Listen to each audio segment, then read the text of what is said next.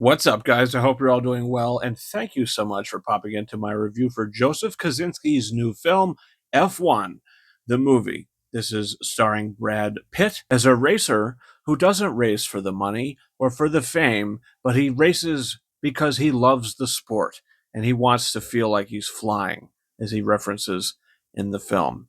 And he's also joined by Javier Bardem, who pulls him into the world of F1 racing for the first time, and I think they said 3 decades in the film. He's had a history with it. He hasn't done it since, but now he's coming back, and he's got to work with a team, including Kerry Condon and Damson Idris, who I think everyone in the film are giving phenomenal performances. This is a true ensemble, and it is a great ensemble.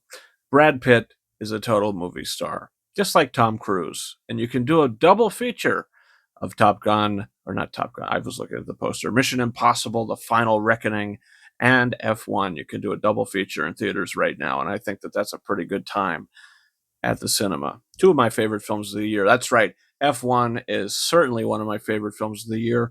I think I liked Mission Impossible a little more, but I just feel like that film gripped me more, especially in its last half. This movie was certainly gripping, but I think my biggest negative with it is the runtime. It's like 2 hours and 35 minutes with credits, probably like almost 2.5 hours without the credits. And I think it probably could have been like 2:10. You probably could have cut 20 minutes out of this movie. There's a lot going on. I wasn't like bored at any point or like not liking any of the scenes, but a lot of it is kind of repetitive with the racing.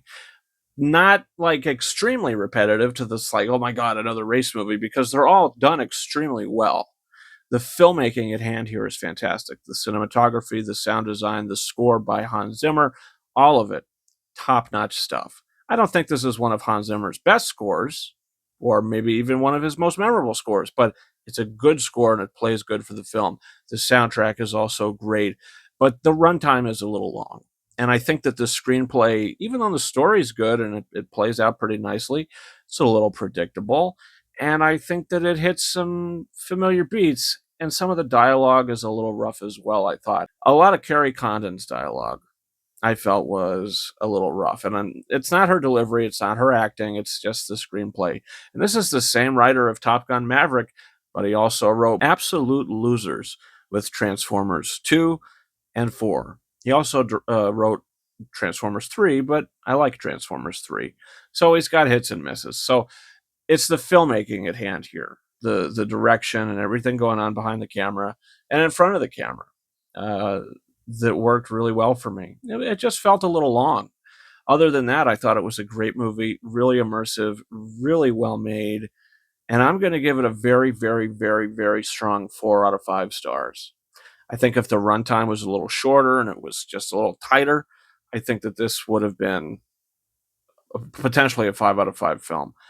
It's still a great movie. Certainly one of my favorites of the year. But that's enough on my take. What's your thoughts? Did you see F1, the movie yet?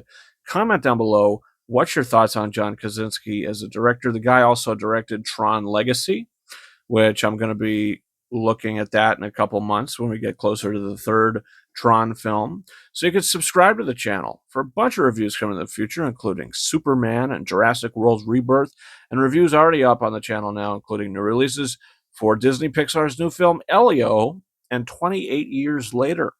You guys, you can follow me on Twitter and or X at RyanKing72 and Instagram and TikTok at King of Rises 131. That's been it for me.